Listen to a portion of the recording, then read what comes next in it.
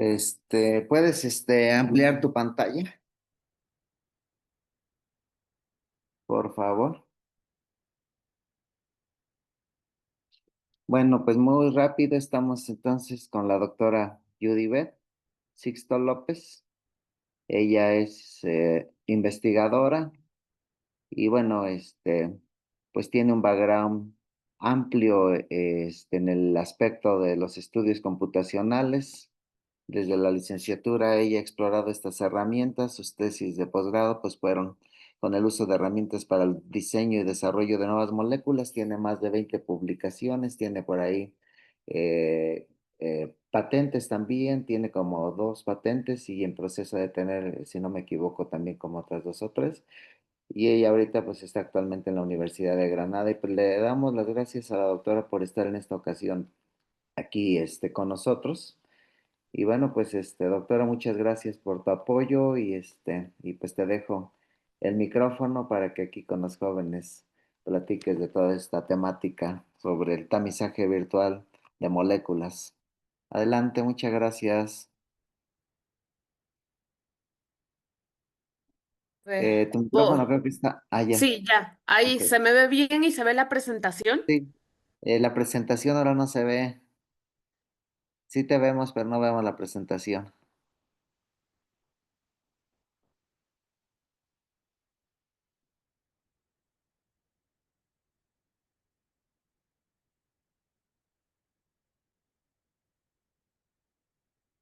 Ahora sí vemos la presentación. Si quieres, ponle pantalla completa.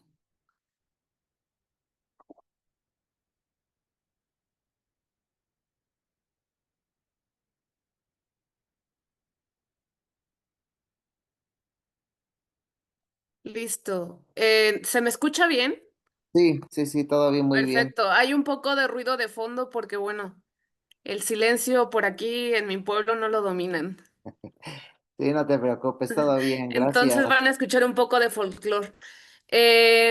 Nada, bueno, pues voy a... Gracias, doctor, por su presentación y por invitarme a dar una charla, a dar esta charla una vez más. Es la segunda vez que estoy aquí en este foro presentando ahora una ponencia que se llama Introducción al cribado virtual de moléculas con Autodoc-Vina.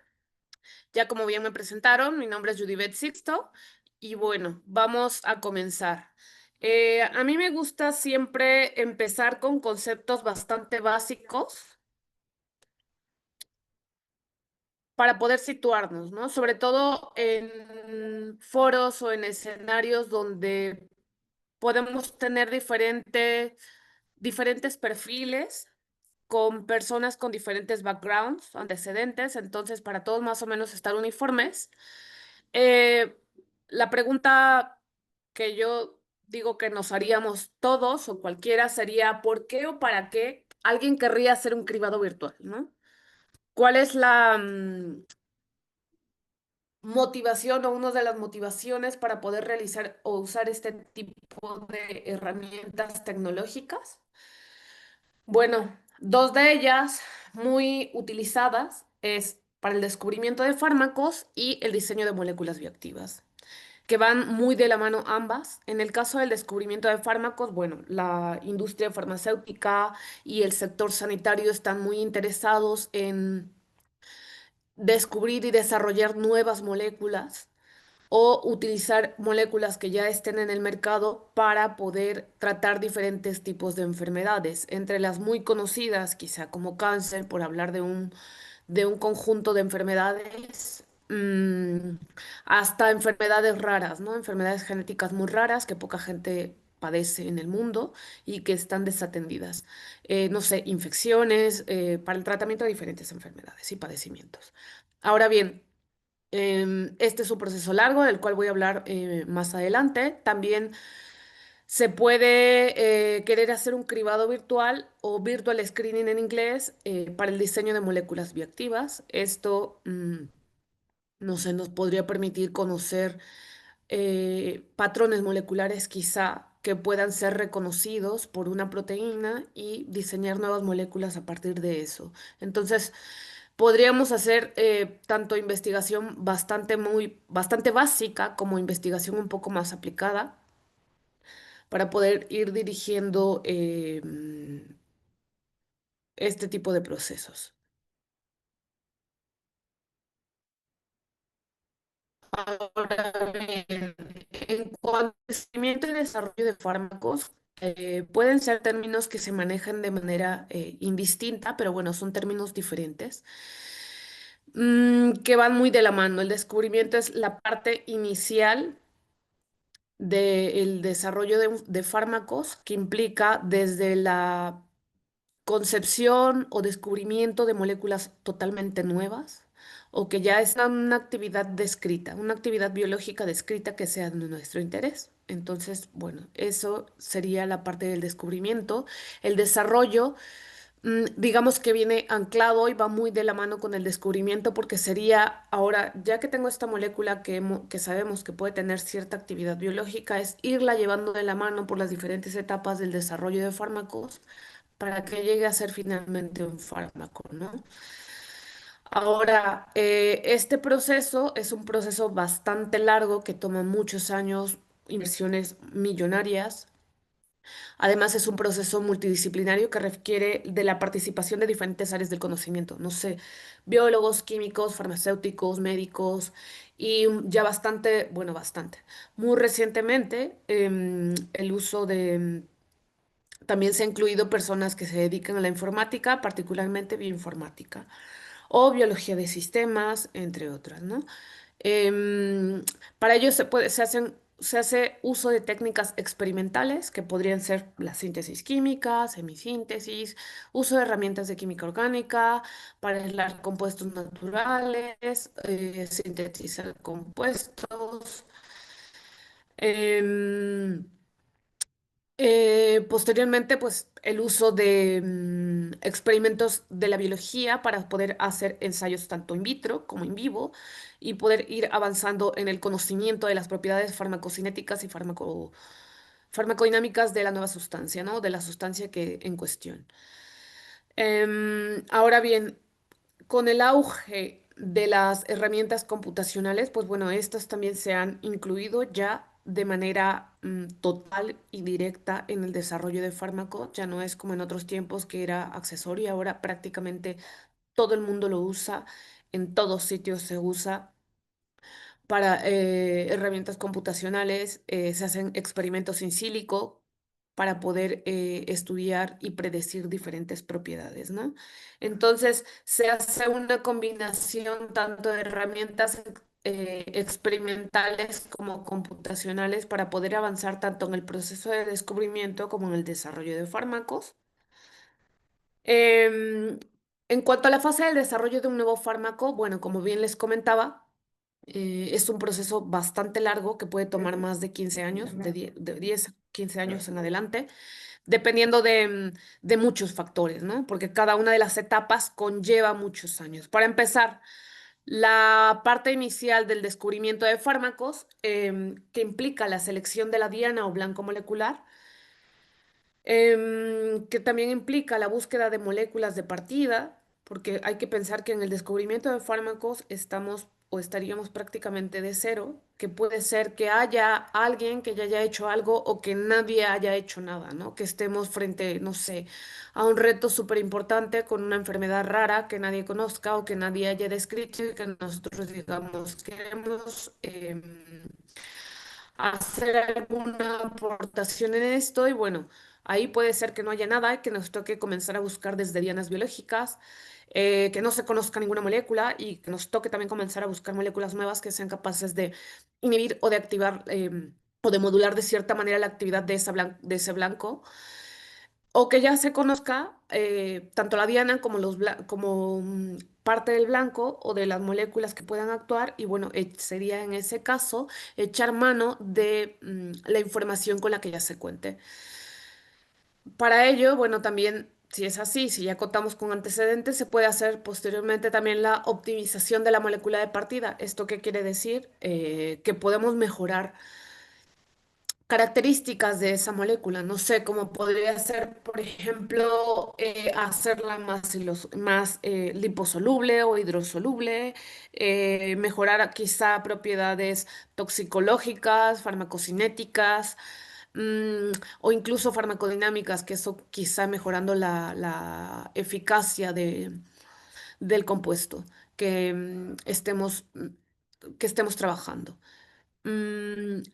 Durante este proceso del descubrimiento de fármaco, pues también viene muy de la mano con la evaluación de características farmacológicas, ¿no? Hacer pruebas de concepto em, que nos, que soporten nuestra hipótesis de que el compuesto tiene la actividad que nosotros realmente buscamos o que proponemos, ¿no? Porque, bueno, una cosa es hacer predicciones in silico en la computadora y otra cosa es ya contar con un soporte experimental que van muy de la mano. Esto me gusta siempre recalcarlo, ¿no? Que van las dos cosas muy, muy de la mano y que hacer un modelado correcto o lo más adecuado posible nos va a permitir tener predicciones lo más cercanas a la realidad y con menores em, probabilidades de error, ¿no? Aunque siempre hay un error que no se puede evitar, pero bueno, disminuirlo. Siempre buscamos disminuir esta parte. Ahora, en cuanto a las siguientes etapas, pues brevemente, bueno, la parte del proceso de descubrimiento de fármacos puede tomar de 2 a 5 años, haber cientos de proyectos y bueno, al final estos se van reduciendo, ¿no? En la parte del desarrollo preclínico, pues uno ya ha avanzado en esta etapa al ir seleccionando las moléculas que tienen las mejores propiedades y bueno, ahora qué sería avanzar quizá a animales para estudiar la farmacocinética, la toxicología, hacer formulación, mejorar los procesos de síntesis o de obtención de los compuestos para obtenerlos a gran escala, porque bueno, el laboratorio no podrá obtener miligramos, pero a veces se requieren gramos para hacer las pruebas, etcétera. Y esto pues toma de 1 a 5 años. El espacio químico se reduce pasando, no sé, de, de cientos de moléculas a, por ejemplo, 20 compuestos, ¿no? En esta etapa ya se cuenta con un fármaco candidato que ya está bastante sustentado, al menos a nivel preclínico, en animales o en modelos in vitro, que tiene la actividad que nosotros buscamos, que la toxicidad no es, no, que no tiene toxicidad en el caso ideal, ¿no? O que es muy baja y que los beneficios son mayores. Entonces uno puede pasar a la siguiente etapa con un fármaco, un compuesto candidato para ir a la parte de desarrollo clínico. En la parte de desarrollo clínico, bueno, consiste principalmente en 3 etapas, la fase uno, la fase 2 y la fase 3. No vamos a discutirlas a profundidad, solo mencionar que en estas etapas los compuestos con los que hemos avanzado a partir de las evaluaciones previas serán probados en humanos, ¿no? Que pueden ser al principio voluntarios sanos, personas totalmente sanas sin ningún padecimiento para estudiar farmacocinética, tolerabilidad y posibles efectos secundarios. En algunos casos se omite este paso y se pasa directamente a pacientes, ¿no? Como puede ser el caso de compuestos para el tratamiento de cáncer. En la fase 2 se hacen ensayos a pequeña escala en pacientes para valorar tanto la eficacia como la dosis y ahora estudios toxicológicos de mayor duración. En la fase 3 ya son ensayos clínicos controlados a gran escala, que suelen ser multicéntricos, usando, no sé, diferentes hospitales, ya quizá en diferentes países. Mm, Esto ya es a gran escala con esto ya es la antesala a que el compuesto que nosotros tenemos o que la empresa tenga sea aprobado, ¿no? La siguiente etapa, ya una vez que se ha probado que el compuesto es seguro, que es eficaz, que tiene una buena tolerabilidad, bueno, se avanza con la autoridad sanitaria correspondiente del país en cuestión para someter toda esta información técnica legal y esperar, ¿no? A que el compuesto sea aprobado, que eso pues, también dependiendo de la velocidad de la autoridad sanitaria puede tomar un par de años. Ahora la siguiente, bueno, una vez que esto sea aprobado, el medicamento puede ser, ya se habla propiamente de un medicamento, no solo de un fármaco, sino de algo que ya se pueda administrar a pacientes y que puede ser comercializado. En este momento entra al mercado se distribuye, los pacientes lo usan, por lo tanto, bueno, este es el mejor de los escenarios y cuando ya se cuenta con bastante evidencia clínica, ¿no? La última fase, que es la fase 4 y que poca gente conoce, que quizá los farmacéuticos y los médicos estemos más involucrados en esto, los pacientes muy poco, en la fase 4 que es la farmacovigilancia, ¿no? Que es súper importante y se hace a lo largo de toda la vida de los medicamentos, ¿no? Esto no se deja de hacer.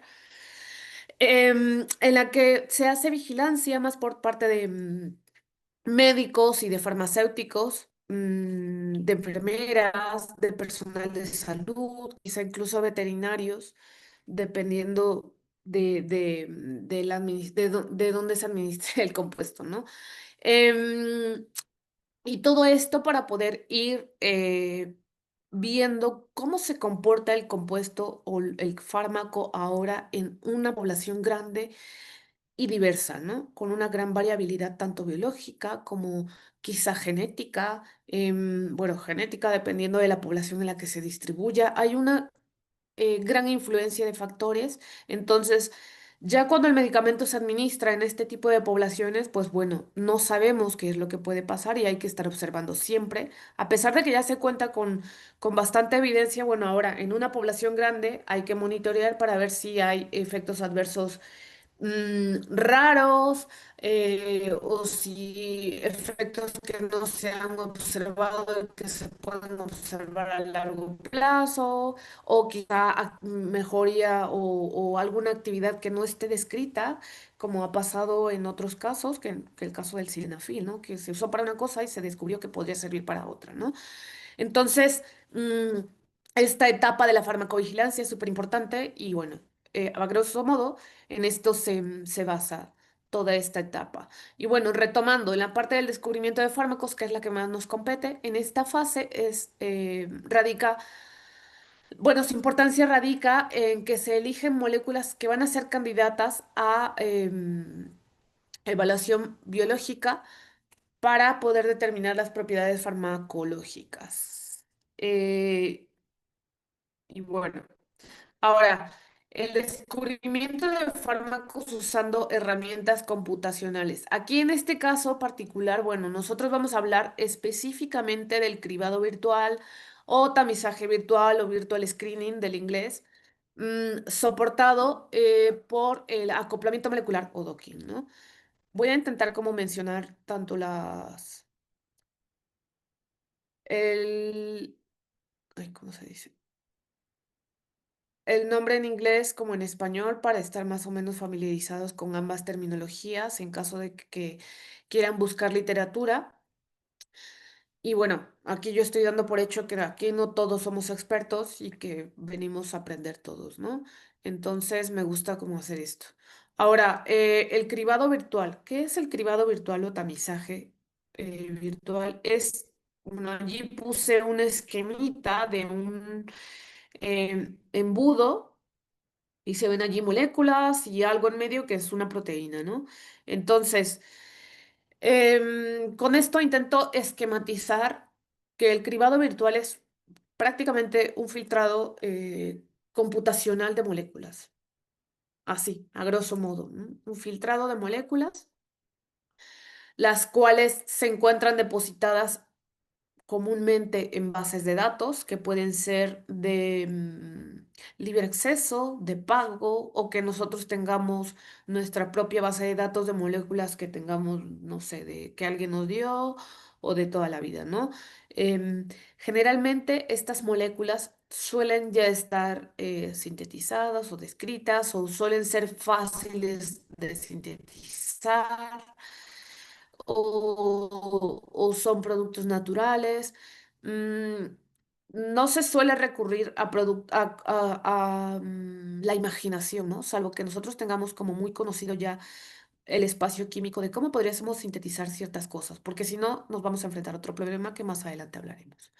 Ahora, este filtrado computacional nos permite seleccionar hits, como se dice en inglés, o candidatos computacionales que pueden ser potenciales fármacos o candidatos para fármacos y su evaluación en modelos biológicos, ¿no? Entonces, mm, así mencionándolo a grosso modo. Es un filtrado, ¿no? El concepto es un filtrado.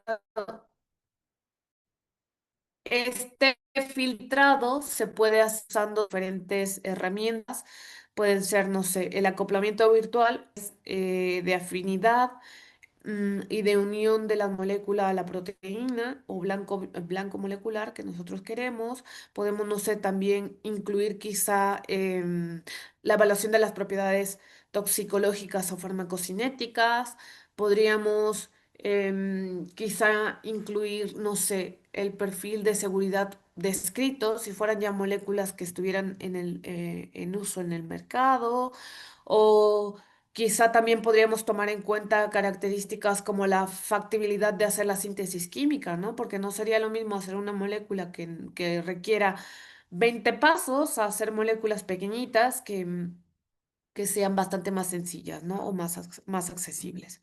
Entonces se pueden incluir muchos filtros o diferentes filtros para poder ir haciendo este filtrado de manera global y seleccionar las mejores moléculas, ¿no? Ahora, esto puede ser tan certero, podemos crear un muy buen modelo que nos permita llegar a una molécula o moléculas exitosas que biológicamente tengan una buena actividad o no, ¿no? Pero esto depende mucho de la habilidad que tengamos para ir incluyendo o integrando filtros que sean lo suficientemente robustos para tener un modelo adecuado. Entonces, esta etapa es de mucha importancia y hay que ser bastante em, precavidos y leer mucho para poder sustentar el modelo que nosotros estemos diseñando, ¿no? Y los filtros que estemos colocando para poder ir haciendo este filtrado. Generalmente estos filtrados parten de, no sé, miles o millones de moléculas, dependiendo del acceso, del acceso a bases de datos que tengamos, y podemos quedarnos, no sé, con cientos o pocas, ¿no? Ahora, como bien les comentaba, el objetivo de hacer un cribado virtual es reducir el espacio químico y enfocarnos únicamente en compuestos que sean promisorios para una posterior optimización. Entonces, obviamente, si vamos a invertir tiempo y recurso computacional, lo que queremos o lo que querríamos sería reducir este número de moléculas grandes para elegir la mejor o las mejores.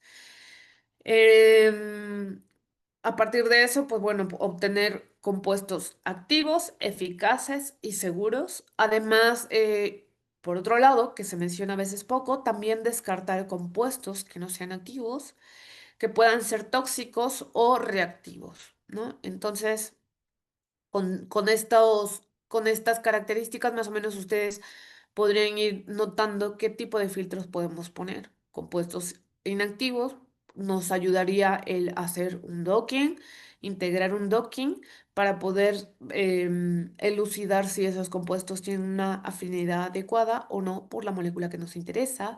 En cuanto a tóxicos, pues bueno, no sé, evaluar propiedades toxicológicas, que también hay herramientas computacionales o por allí algunos softwares en línea que nos permiten evaluar este tipo de características. No sé, quizá también evaluar la solubilidad si es que nos interesa que el compuesto sea administrado vía oral o vía intravenosa y que cumpla con determinadas características, ¿no? Ahora bien, estamos hablando del docking. Y bueno, el docking puede ser tanto basado en el receptor como basado en el ligando. Bueno, el docking, perdón, los estudios pueden ser basados en el receptor o en el ligando. Para los basados en el receptor, pues bueno, podemos realizar un docking o los basados en el ligando pueden ser estudios de similitud, ¿no? Estos basados en el ligando sería que conociéramos ya un compuesto, por lo menos, que tenga actividad biológica sobre el padecimiento que nos interese, ¿no? Entonces, a partir de esto, buscar moléculas que tengan una similitud estructural o química con la molécula con la molécula en cuestión para poder ir eligiendo moléculas que tengan estas características similares porque se deduce o se sugiere que puede tener una actividad biológica similar, ¿no? Entonces esto lo haríamos en búsqueda de mejorar obviamente la actividad biológica. O hacer modelos híbridos incluyendo el modelado farmacofórico.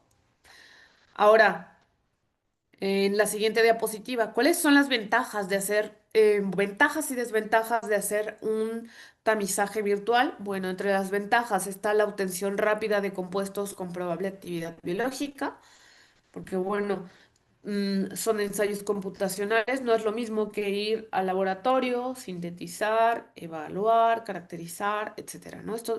En cuanto a tiempo, se reduce mucho el tiempo. También se reducen mucho los costos. Reducimos esto que estoy comentando, ensayos biológicos o síntesis de compuestos, ¿no? Podemos evaluar miles de moléculas en tiempo récord, que quizá tome una semana, sí, pero una semana comparado con evaluar esa cantidad de moléculas en el laboratorio, sintetizarlas, ir a probarlas, no sé, en células o en ratones, evidentemente se reducen, ¿no? Entonces nos ahorramos tiempo y dinero. Ahora, por allí hay un dato bastante curioso.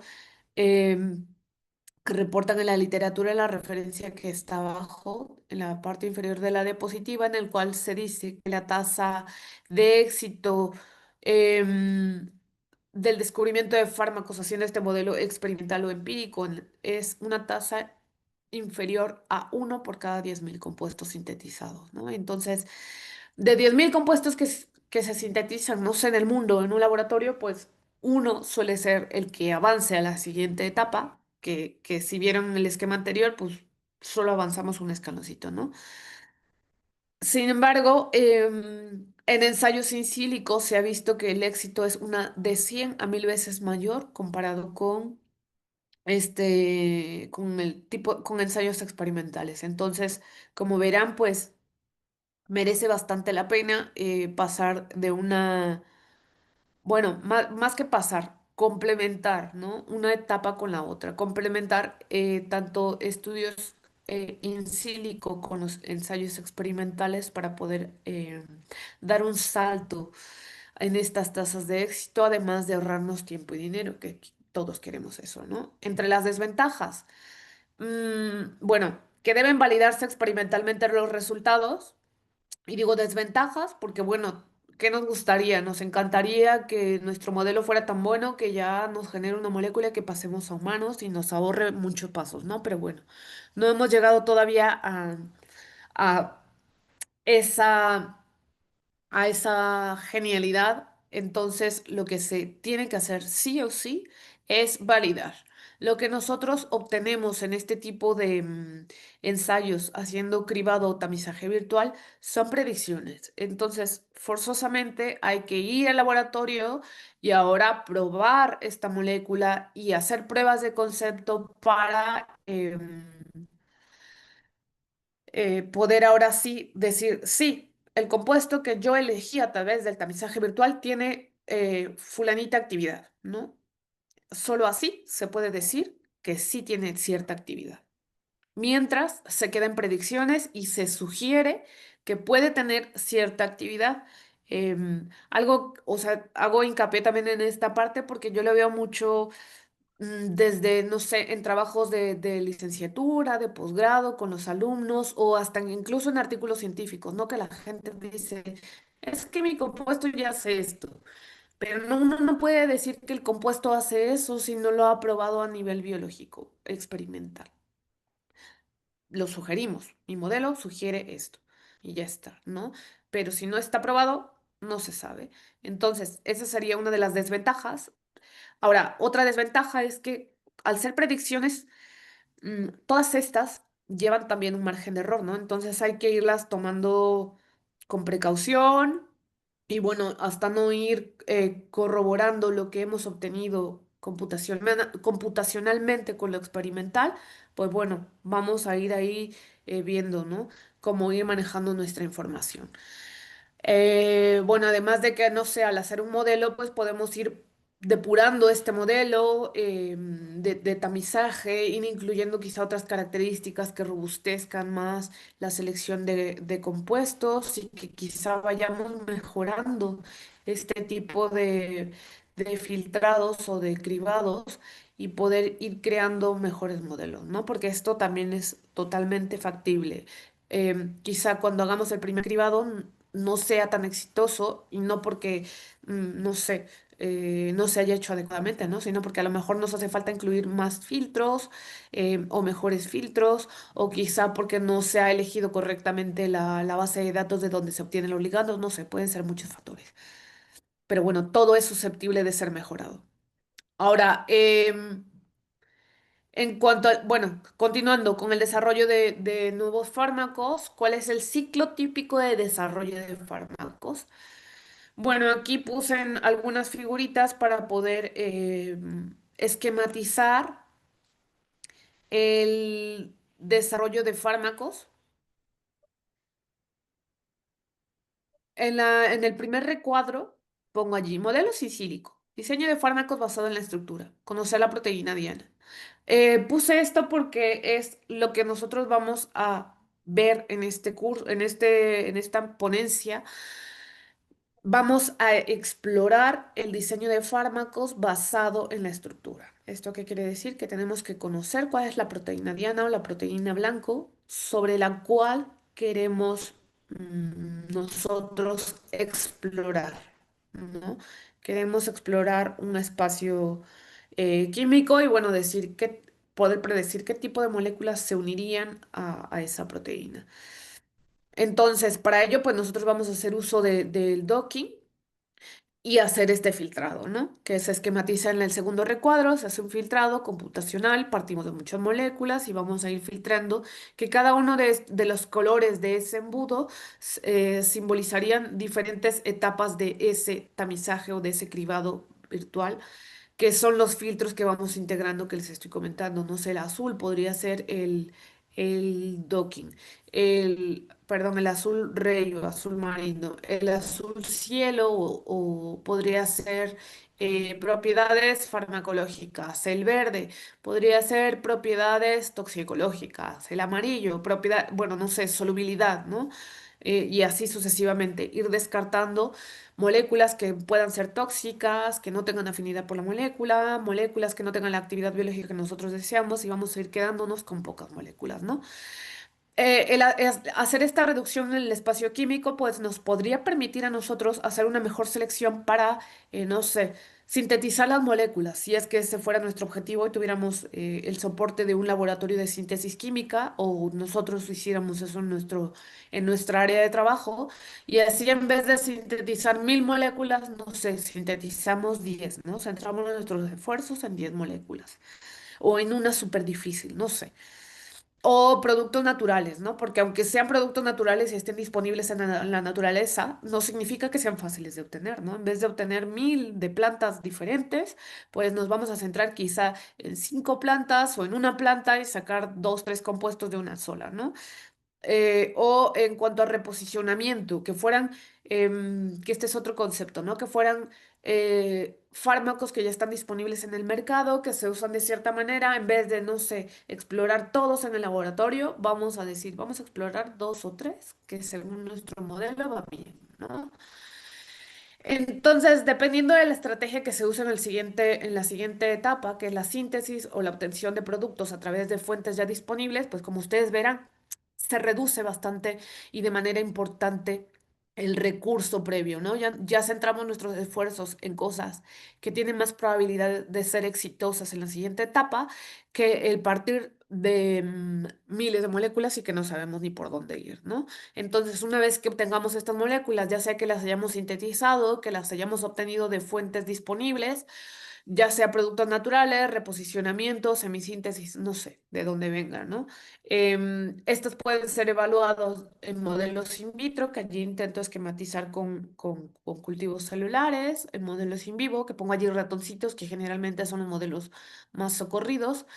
Y no sé, posteriormente ya tener este tipo bueno, la actividad demostrada pasa a la siguiente etapa, que podría ser propiedad intelectual, que implicaría ir a las agencias regulatorias de patentes en el país en el que se encuentren, para patentar el compuesto, ya sea a nivel nacional o internacional. Esto, recordar que que las patentes son, esto es breviario cultural, que las patentes se pueden patentar en su país de origen y solo pagarlo para que esté patentada y protegida la molécula o lo que ustedes quieran proteger en su país o a nivel internacional, ¿vale? Porque si ustedes solo protegen en su país, pues en cualquier otro lugar, quien sea puede explotar la invención.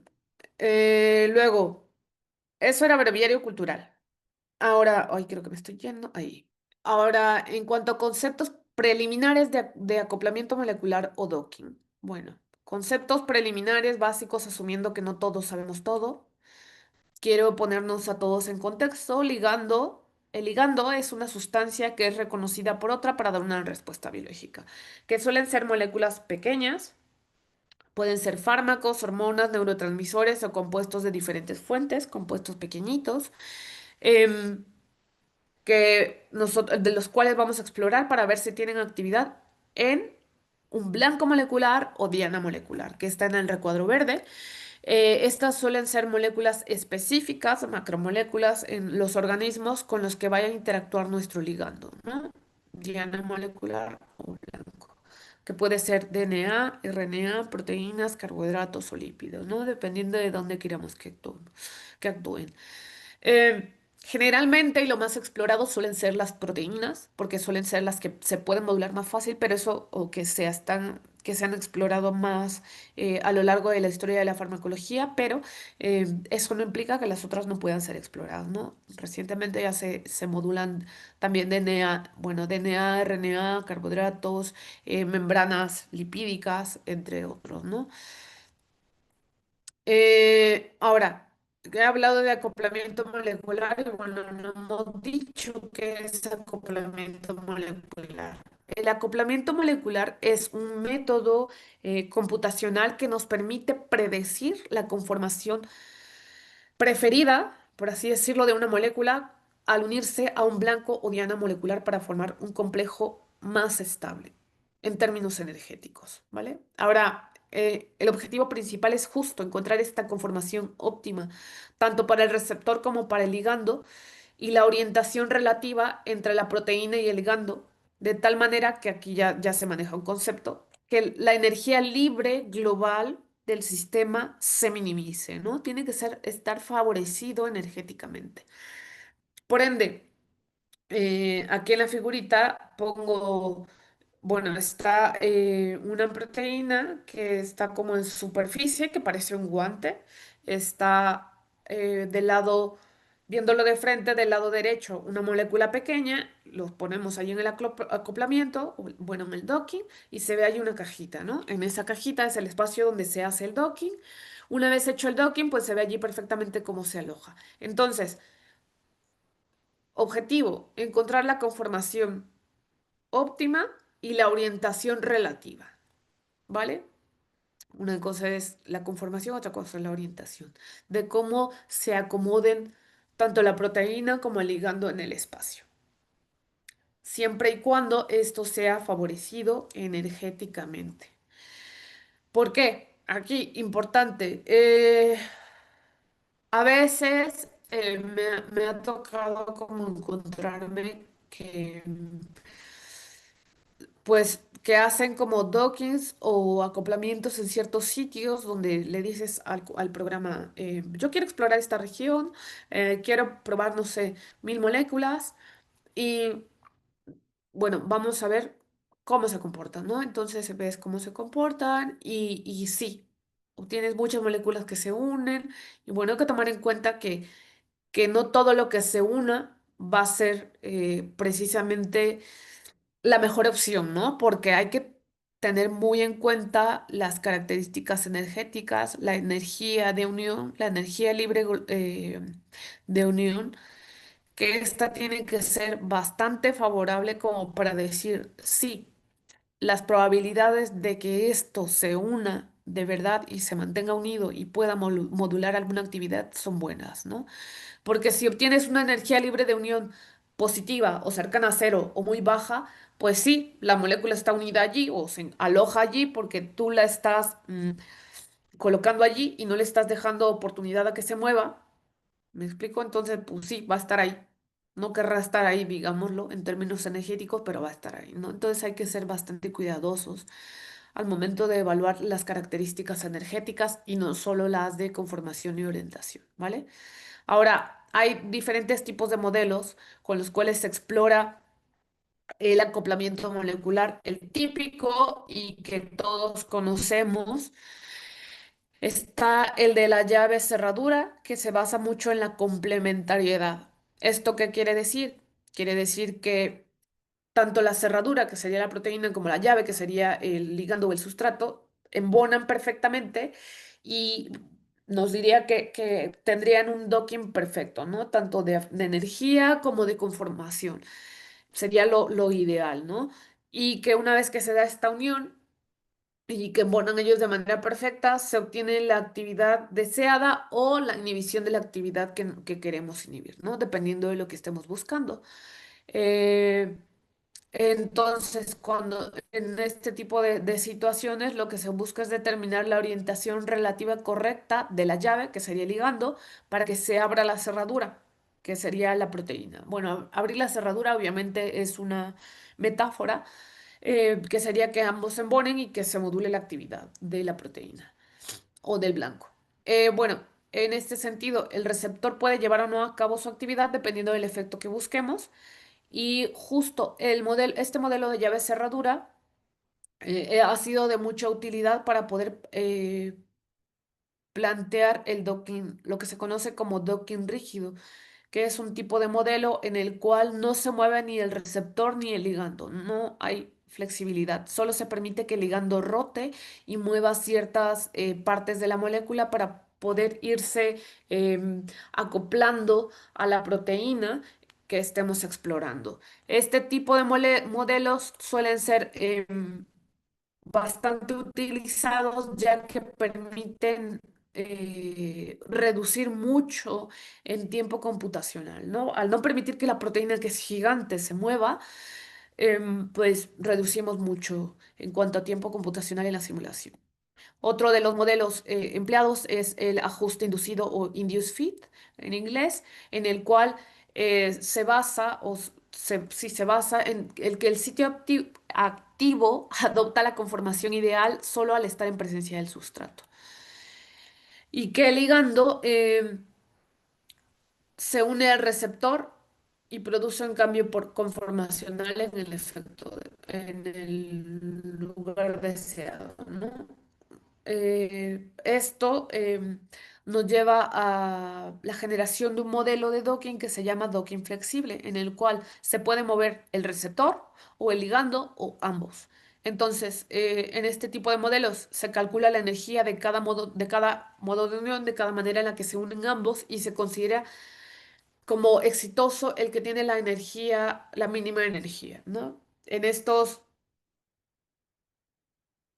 suele ser menos utilizados porque, bueno, al permitir que haya movimiento en alguno de los, ya sea del blanco o del ligando, pues el tiempo, el coste computacional aumenta. Entonces se suelen utilizar menos o se utilizan cuando ya se conoce quizá la actividad del compuesto y ahora queremos como estudiar a más detalle cómo se podría comportar uno con el otro, ¿no? Pero si queremos explorar miles de moléculas o cientos de miles de moléculas, pues bueno, este suele ser un modelo menos empleado. Quizá lo que podría hacer alguien es combinar, ¿no? Primero hacer quizá un estudio de docking rígido para poder evaluar cientos de moléculas y luego pasar a un docking flexible con un espacio conformacional ya reducido y quizá en vez de cientos, no sé, analizar 50, ¿no? Por decir. Y que merezca la pena hacer esta inversión de costo computacional. Ahora bien, por otro lado, hablaremos de tipos de acoplamiento molecular o de docking que se basan en el sitio en el cual se hace el acoplamiento. Por un lado está el docking ciego, en el cual se explora em, todo el espacio conformacional de la proteína. Se explora todo. ¿no? Se coloca el ligando, se coloca el blanco y el programa explora todas las superficies, todas las cavidades de la proteína y bueno, al hacer esta exploración tan grande, pues también implica un mayor costo computacional, que sea más lento, pero bueno, quizá se puede hacer uso de este tipo de docking cuando no conocemos el sitio de unión o porque queramos discriminar de mejor manera, no sé, hacia, si el ligando es capaz de unirse en el sitio que nosotros queremos, ¿no? Ahora, por otro lado, también está el docking dirigido, en el cual nosotros ya conocemos el sitio de unión y nos interesa que el compuesto el compuesto que obtengamos, el ligando, se una a determinado sitio, ¿no? Entonces allí lo que vamos a hacer es reducir la caja o la zona en la que se explora para poder únicamente permitir el acoplamiento en esa sección y exploramos ese sitio en particular y bueno, esto también nos ahorra mucho tiempo computacional, que también suele ser una zona muy dirigida, un tipo de acoplamiento, un tipo de docking bastante utilizado, ¿no? Un dato que me faltó mencionar con respecto al docking ciego es que también podríamos hacer este tipo de exploración si queremos encontrar algún sitio alostérico, ¿no? mm, que pueda hacer que alguna molécula o algunas moléculas se unan a otro sitio y que ese sitio pueda estar actuando como sitio alostérico y modular también la actividad del blanco. Ahora, el acoplamiento molecular, el más típico, proteína ligando, aquí les muestro un diagrama en el que voy a esquematizar. Gracias. Alguien está haciendo allí un movimiento en el que vamos a ir mencionando a grosso modo cada una de las etapas. En la primera, súper importante, selección del ligando y de la proteína. Vamos a poder hacer la selección de la proteína blanco a partir, no sé, de bases de datos, eh, que puede ser, por ejemplo, Protein Data Bank, o que nosotros hayamos obtenido de manera experimental la estructura, o que nosotros creemos el modelo tridimensional, pero tiene que ser, gracias, la proteína, bueno, la proteína blanco, ¿no? Ahora, la estructura del ligando, que la podemos obtener, no sé, en formato PDB o en formato MOL2. El ligando puede ser obtenido de bases de datos como PubChem o Zinc o TrockBank o no sé, la misma FDA, entre otras, ¿no? O nosotros tener nuestra propia base de datos, de productos naturales, entre otras. Ahora, la siguiente etapa va a ser la preparación de la proteína y del ligando. Para ello se pueden usar programas accesorios. Nosotros vamos a hablar particularmente de Autodoc Tools, que es el programa complementario de Autodocvina que nos va a permitir, que nos podría permitir hacer esta preparación, o podríamos también usar, no sé, OpenBabel, que también sirve para hacer la preparación de este tipo de, no sé, proteínas o de ligandos, que esto va más por línea de comandos. Podríamos también usar, no sé, Raccoon, que tiene su parte gráfica también y hacerlo. Esto para, ya sea para adicionar hidrógenos o para quitar hidrógenos, ¿no? Dependiendo de lo que estemos haciendo, no sé, verificar los estados de protonación, tanto de la proteína como del ligando, ¿no? Porque no es lo mismo si tuviéramos un ácido carboxílico y cómo se encontraría, no sé, a pH 7 que suele ser el pH fisiológico. Digo, suele ser porque sí hay compartimentos celulares o, no sé, microorganismos que tienen o que trabajan a otros pHs, no sé, se me ocurren los extremófilos, que son siempre los ejemplos como más claros de que pueden vivir, se puede vivir en condiciones extremas de pH muy ácidos, de ambientes oxidantes. Entonces, Dependiendo del tipo de organismos que estemos estudiando, pues evidentemente las moléculas que queramos explorar o la proteína va a tener una estados de protonación diferentes, ¿no? Y es súper importante considerar eh, la especie química que se encontrará eh, bajo ese ambiente. Por otro lado, es importante saber si se define un sitio de unión que sería el docking dirigido o no, que podría ser un docking ciego. Este sitio de unión podría ser determinado experimentalmente o a través de la detección de cavidades usando softwares adicionales como no sé, Caber, por ejemplo, y explorar esos sitios si es que se hiciera un docking dirigido.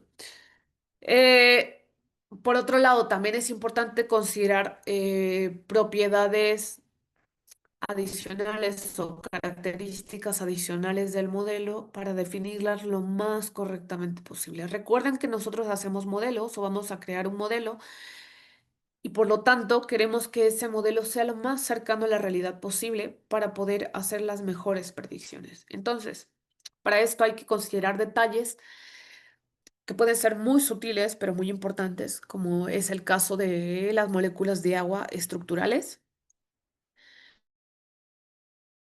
eh, Estructurales que pueden tener una importancia catalítica o que determinen que determinen el modo de unión de un ligando a esa proteína y que si no esté haga que ese ligando se vea afectado su modo de unión, ¿no? Entonces es muy importante tener en cuenta, revisar lo que se ha descrito en la literatura o si ustedes están haciendo la caracterización de esa proteína, ustedes determinar si es que hay moléculas de agua que sean relevantes y que participen en este proceso, ¿no?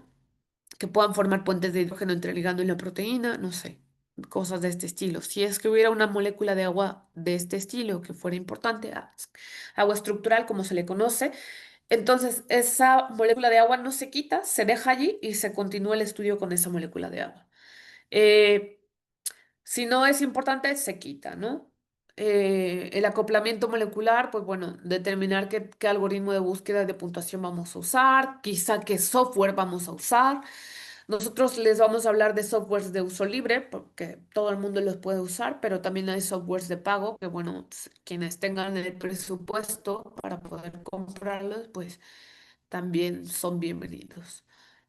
Posteriormente la evaluación, ¿no? La evaluación del acoplamiento si es satisfactorio, las interacciones que buscamos se están estableciendo, si el modo de unión es adecuado, si es que se conoce previamente, pues evaluar, ¿no? Si es que el modo de unión se logró reproducir o no.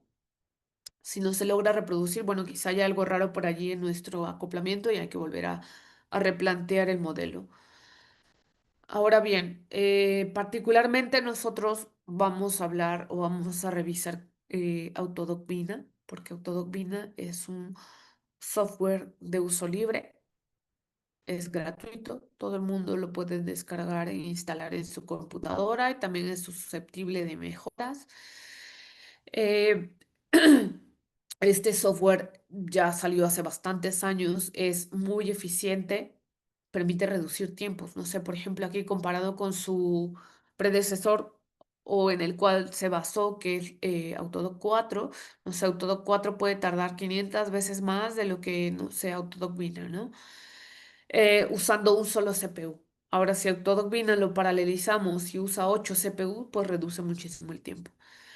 Entonces, tiene la ventaja de que permite evaluar cientos o miles de compuestos de manera rápida y bastante eficiente, ¿no? No solo disminuimos tiempos de análisis, sino que sigue siendo muy, muy eficiente y de hecho en algunos casos se ha demostrado que es más eficiente que Autodoc 4.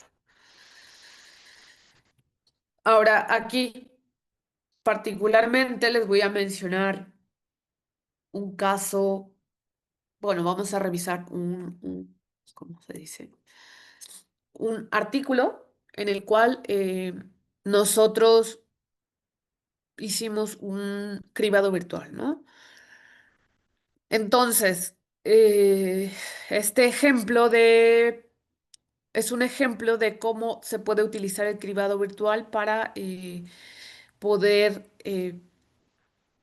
obtener estos candidatos o hits de nuevos fármacos.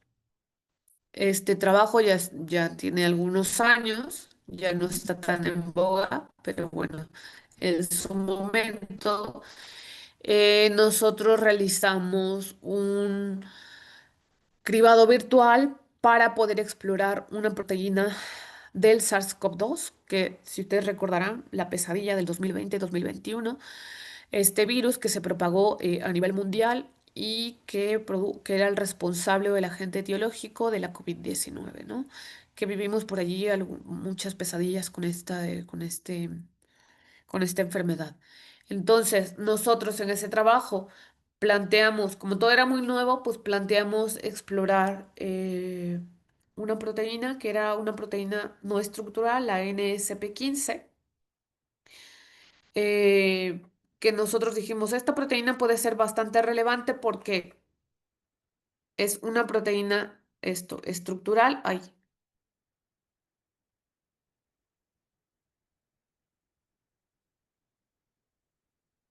estoy regresando. Es una proteína estructural que se encuentra altamente conservada en nidovirus, que regula la transcripción y la replicación viral, por lo tanto es importante la actividad del virus y que no está presente en humanos, ¿no? Entonces eso digamos que era como un área de oportunidad bastante interesante porque si no está presente en humanos, pues quizá podríamos reducir posibles em, efectos indeseados, ¿no? Ahora, entonces, el flujo de trabajo. ¿Cómo se suele trabajar en un tamizaje virtual? Lo primero, hacer la selección del blanco, que sería la proteína. Entonces, que en este caso nosotros dijimos, ¿qué proteína puede ser la más conveniente? Bueno, la NSP15, que dijimos tiene implicaciones en la replicación viral, ¿no? Entonces, esto. Ahora, otra característica, pues no se encuentra en humanos. Bien, esta, ¿no? Puede ser modulable. Hay otros, la han descrito en otros virus y en otros virus hay fármacos que la modulan. Perfecto. Entonces, viendo por homología, pues puede servir esta. Vamos a explorar esta proteína en NSP15, ¿no?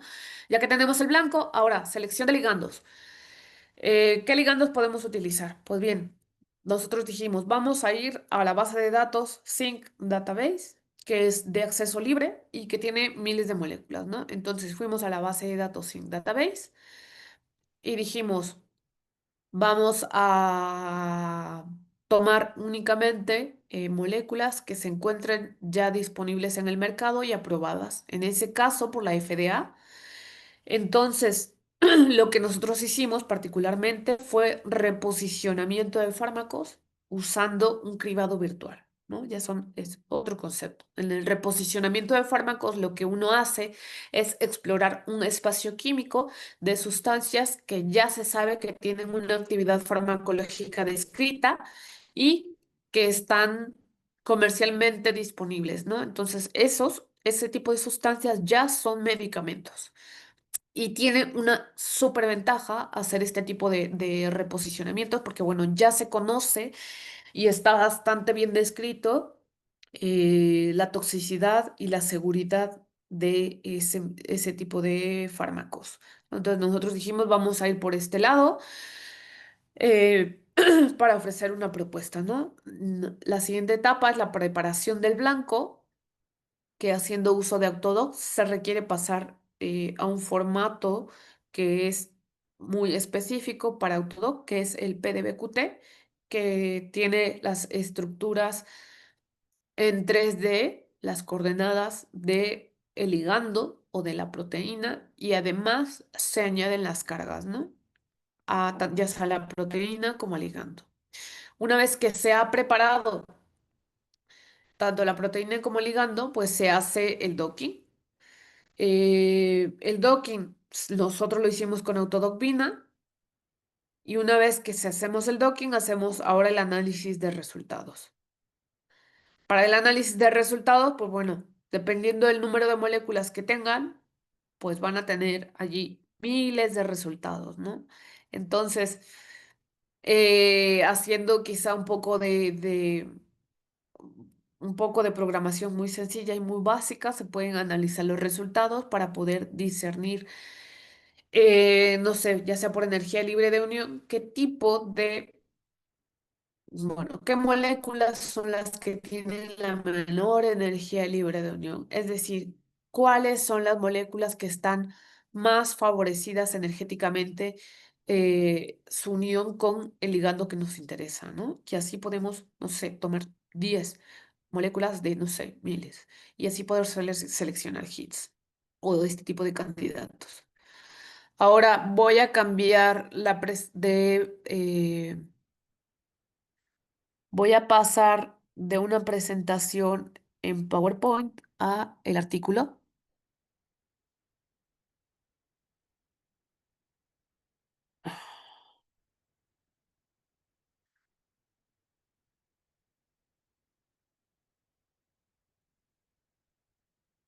Voy, un minuto, por favor. Ah,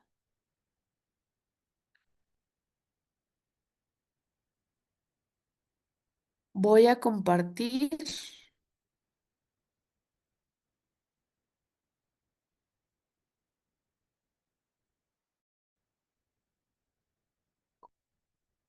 allí.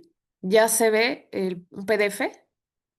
¿Alguien podría decirme, por favor? Sí, sí se ve. Gracias. Entonces, eh, como les comentaba, vamos a ver. Métodos.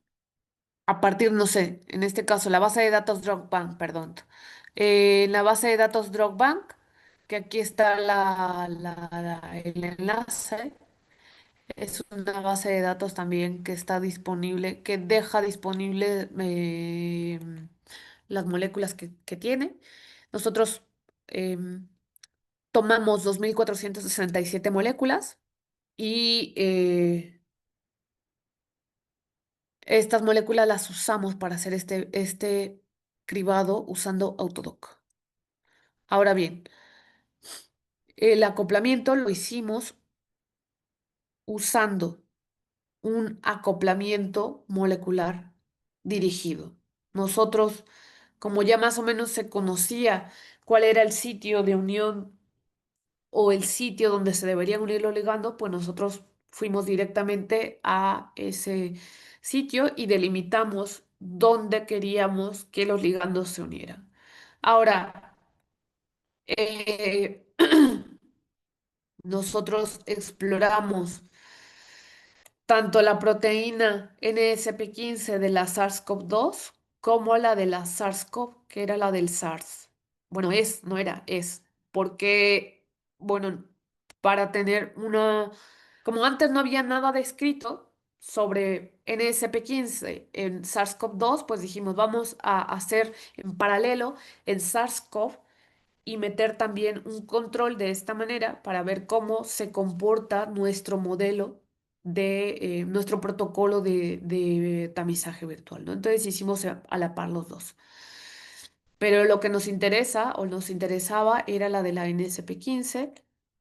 Aquí nosotros ya delimitamos el sitio de unión en tales residuos, en estas histirinas, esta lisina, etcétera, ¿no? Con un tamaño de caja que nosotros aquí especificamos de 30 grids por 30 angstroms, perdón, por 30. Usamos una herramienta que se llama Raccoon para poder preparar rápidamente estas miles de moléculas.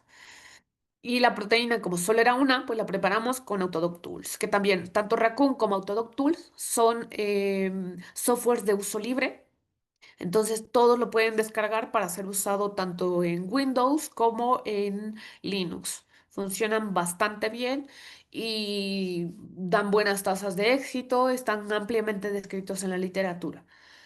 Entonces, para la proteína, lo que se hizo fue tomar en cuenta únicamente los hidrógenos polares, que se conoce como hidrógeno polar a aquellos hidrógenos que están unidos a heteroátomos que son capaces, con los que son capaces de formar posteriormente puentes de hidrógeno. Se considera un tipo de cargas que se llaman Coleman, que son específicas para proteínas. Y bueno, también el docking lo hicimos con Autodocbin, un software bastante rápido. Eh, Como controles, nosotros usamos como controles un compuesto que se llama benzopurpurina B, que es lo que les comentaba. Integramos también la NSP15 de la SARS-CoV. La benzopurpurina B era o es, bueno, es un inhibidor ya descrito in vitro de la SARS-CoV. En el NSP15, en el blanco que nos interesa y que tiene mucha homología con el que nosotros estamos estudiando de SARS-CoV-2.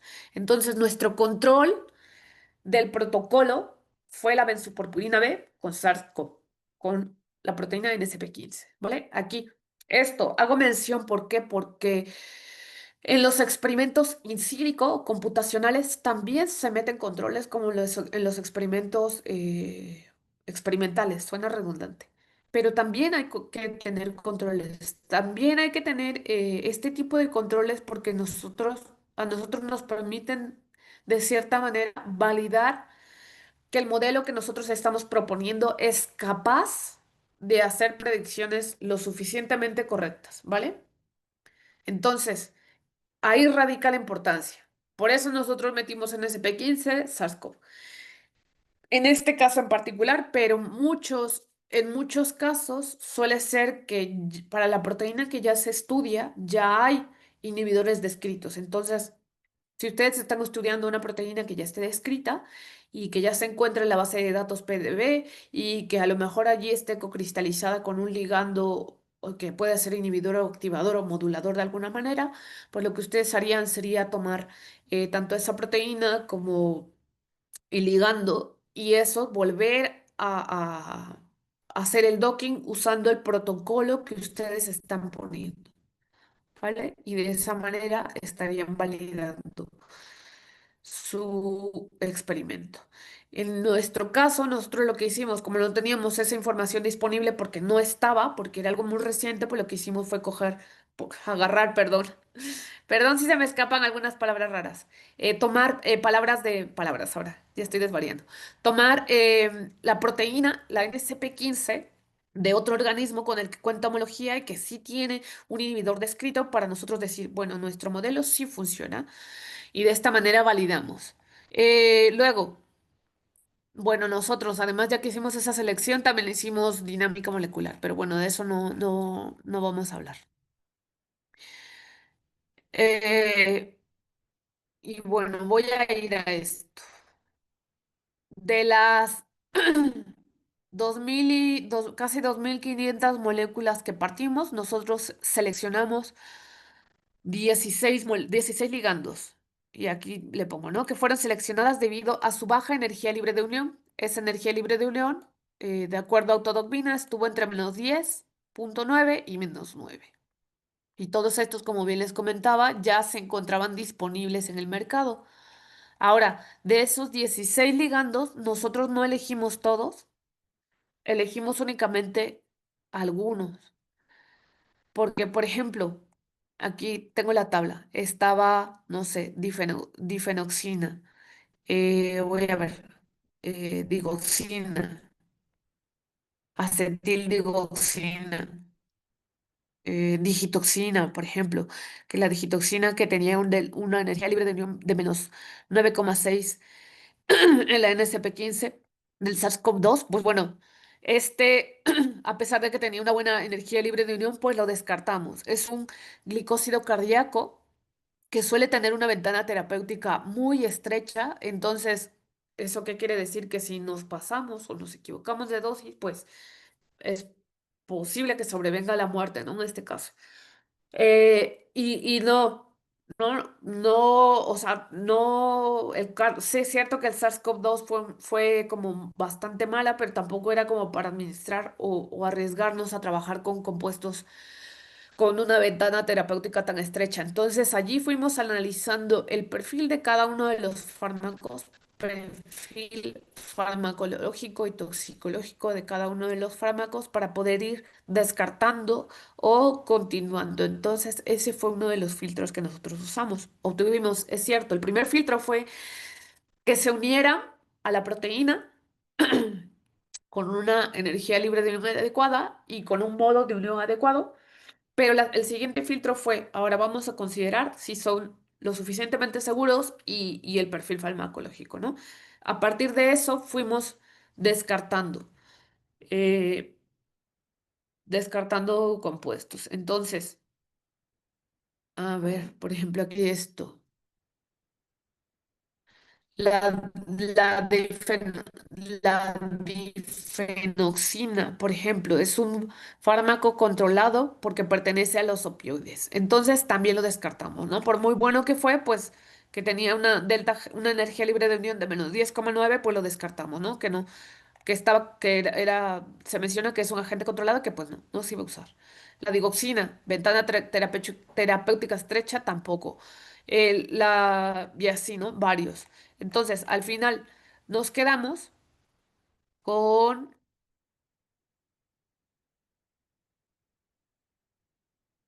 ya una vez que hicimos este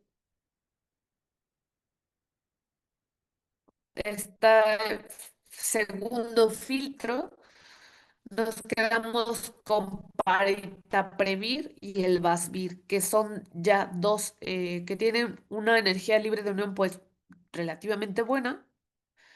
El Paritaprevir de -9,6 kilocalorías por mol y el Vasvir igual.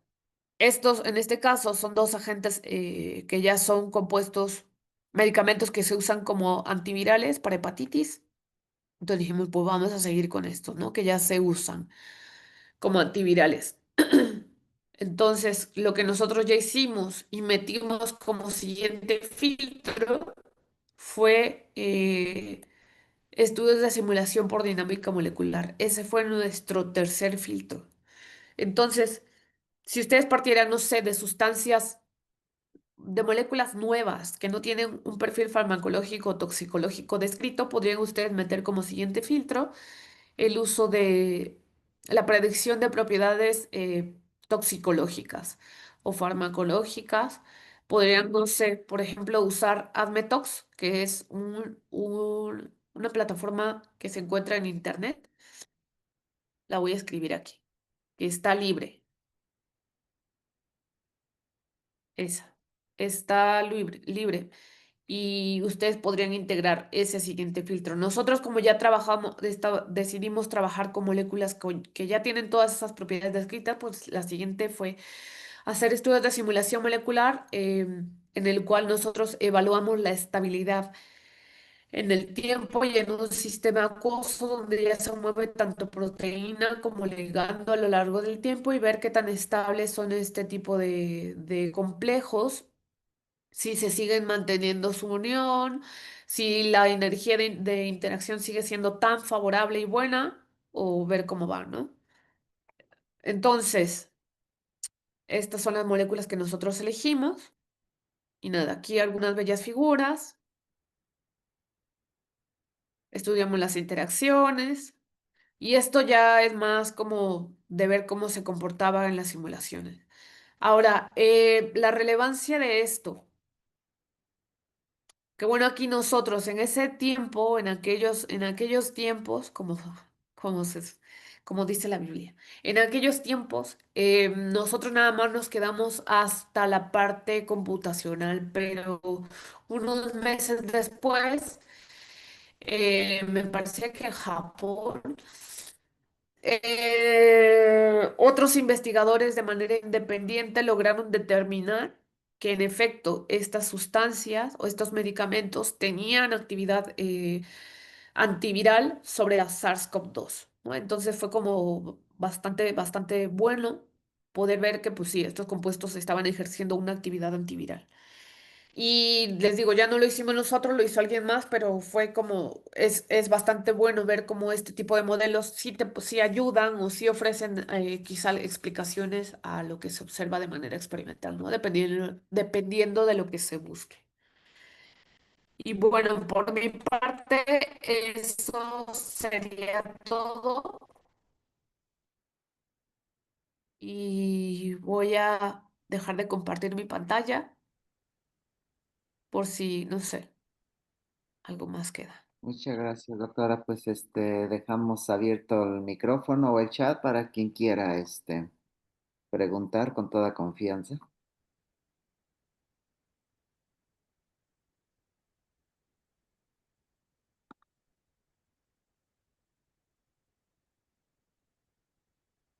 En lo que se animan a preguntar, les comento que la doctora, ella ofrece un curso asincrónico que voy a ver si les puedo poner aquí el link y con toda libertad, pues ustedes pregunten ahorita que la doctora aquí está a la mano, pero todo esto ella lo ofrece también de manera pues muy amplia y detallada en un curso del cual aquí estoy poniendo el link Yo tengo una duda. para quien Buenos quiera días. profundizar en estas temáticas. Adelante, Víctor. Buenos días. Disculpe, tengo una duda respecto a Autodoc Vina. Recientemente quise usar Autodoc Tools en computadoras Windows 11 y no permite hacer la preparación de ligandos, por ejemplo, marca error. Y estuve investigando y decía que era porque está desactualizado, porque utiliza Python muy antiguo. Y pues las computadoras de ahora ya no lo, como que la pueden, sirven para utilizarse. Entonces mi pregunta vaya, ¿en qué están utilizando? Entonces, sé que puedes utilizar, bueno, en Linux, pero en el caso de Windows no sé si han tenido ese problema. Yo no lo he tenido porque todavía tengo Windows 10, pero hay muchas alternativas. O sea, si Autodoc Tools no te funciona, podrías usar Raccoon, que bueno, también está por línea de comandos, que es igual de Autodoc.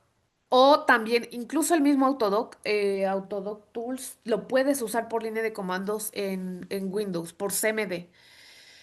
En la página de Autodoc había un tutorial sobre cómo hacer esa misma preparación usando, uy, solo que no sé si lo tenga yo ahora en mente, usando CMD. ¿Sabes? O sea, en vez de hacerlo gráfico con el programa como lo estás haciendo tú, por CMD podría hacerse. A ver si lo encuentro rápidamente en una búsqueda, porque yo lo he hecho así años atrás, pero ahora, o sea, en vez de usar el programa, debería funcionar. Sí, de Porque si hecho, lo que tú instalas, dime. sí, de hecho, ya era un docking que ya había realizado y no más porque iba a dar una clase, pues no pude volver a hacerlo y ya lo había preparado ahí, o sea, quería mostrarlo desde cero, entonces me empezó a marcar error y tuve que hacerlo con Chimera, con Quimera, pero Ah, pues, como también puede me ser una opción. gustaba, No, me gustaba no, no, más no. el O sea, Tools. no, no. De hecho, yo, eh, el problema de los gráficos es que dan bastante más problemas que a veces trabajarlo en línea de comandos, pero sí te entiendo, cuando uno está dando la clase a los alumnos, pues lo primero que quiere es que aprendan como lo más sencillo, ¿no? Que es con la parte gráfica. Sí, así es. Pero lo que te podría sugerir, ¿sabes qué? Es que si tienes Windows 11, es que instales Ubuntu, que se puede instalar el Ubuntu como un programa, como si fuera un programa accesorio. Entonces, en Ubuntu, que es una interfaz gráfica, te funciona allí como un programa, pero tú allí podrías instalar quizá algo, o todo, aunque no, no sé, o un emulador o algo, es lo que se me ocurre, ¿no? porque si Sí, lo quieres hacer gráfico con Autodoc, con Windows 11 hasta que Autodoc no lo actualicen, lo veo difícil. sí, sí. Por eso preguntaba si habían tenido ese problema. Ay, no, no me ha pasado, no he actualizado y creo que me demoraré escuchando lo que me has dicho. Tenemos a Alexander levantando la mano. Adelante, por favor, Alexander. Sí, buenos días. Muchas gracias, doctora, por su plática, muy interesante.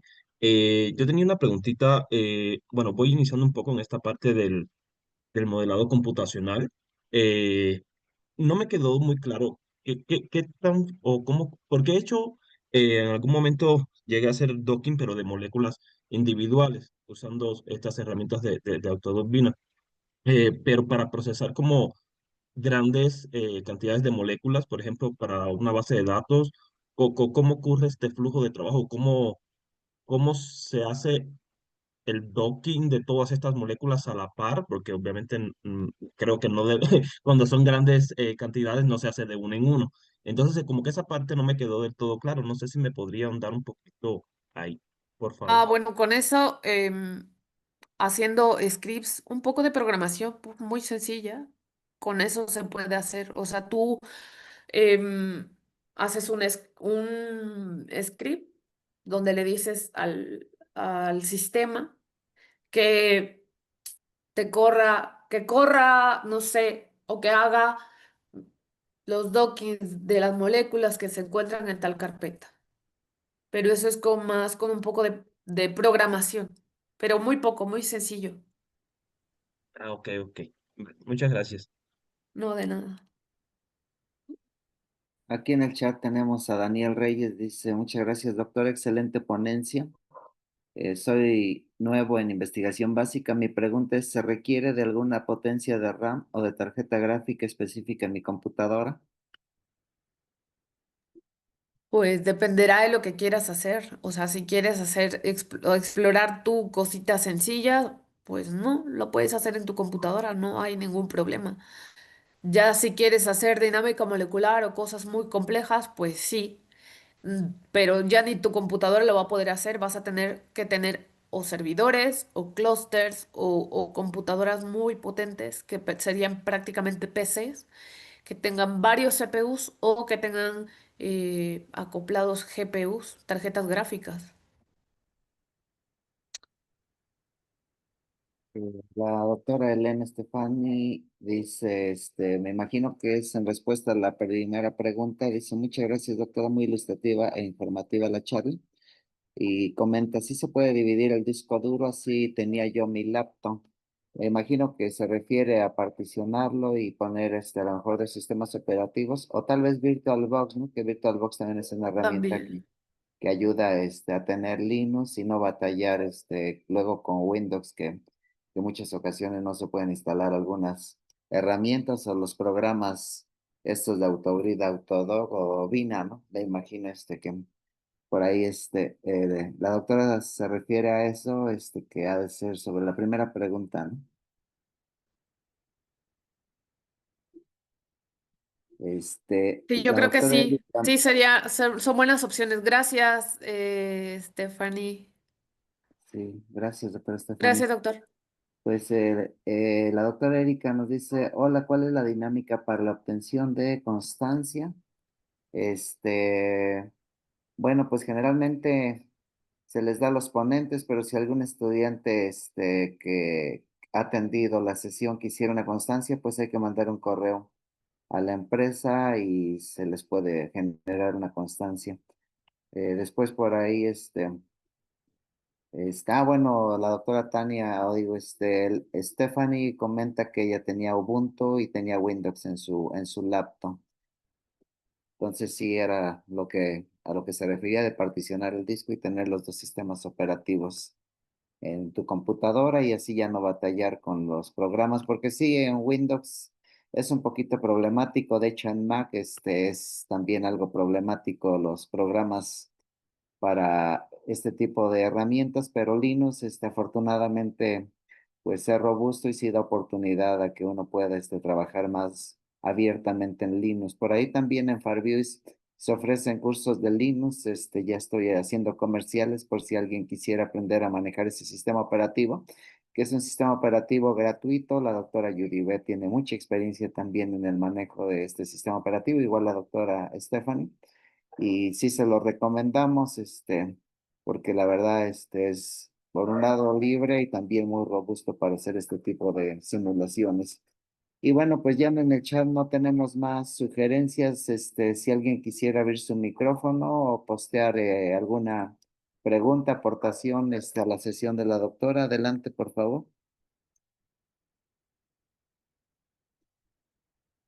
Y estoy viendo acá, en Facebook que se está transmitiendo en tiempo real y tampoco por aquí tenemos, preguntas. Y bueno, pues ya les puse el link donde la doctora ofrece todo esto de manera más amplia, a un precio muy económico para todos los que quisieran aprender más sobre estas temáticas que actualmente son tendencias, el uso de herramientas bioinformáticas, bioinformática estructural, bioinformática de secuencias y toda esta parte de modelado molecular. Pues ya vieron el potencial que tiene y que pues permite hasta generar publicaciones, y la doctora no lo mencionó, pero las patentes que se han generado en el grupo, pues han sido, gracias al uso de estas herramientas teórico-computacionales. Entonces, pues se las recomendamos y ya por ahí pusimos el link para quien quiera, pues profundizar en estas temáticas. La doctora da un curso muy amigable y de la mano y va dando pues todo de manera teórico-práctica, así que pues quien se anime, los esperamos. Y pues muchas gracias, doctora, por tu tiempo, por tu pues por tu agenda que nos has compartido, nos has dado oportunidades de sábado, escuchar todo sobre esta temática. Sabemos que esto es mucho más amplio, y por eso ofreces el curso y te agradecemos pues tu espacio, tu tiempo y seguimos en comunicación. Parece que ya no tenemos en el chat nada más. Si algo quisieras tú aportar, adelante, por favor, antes de despedirnos. No, pues nada, muchas gracias, doctor, por invitarme. Siempre es muy agradable compartir con ustedes en este tipo de foros un poco de lo que sabemos hacer, divulgar un poco lo que se hace, lo que se ha hecho y bueno, el objetivo también de este tipo de ponencias es pues dar a conocer cursos, ¿no? Donde la gente pueda aprender más cosas. Nada, agradecer mucho. Es para mí un placer estar con ustedes siempre y poder compartir nuestra experiencia. Pues muchas gracias, pues seguimos en comunicación y pues me dio un gusto saludarlos a la doctora, a todos ustedes y pues muchas gracias, que tengan buen día, buen fin de semana. Gracias, doctora. Hasta luego. Buen fin de semana.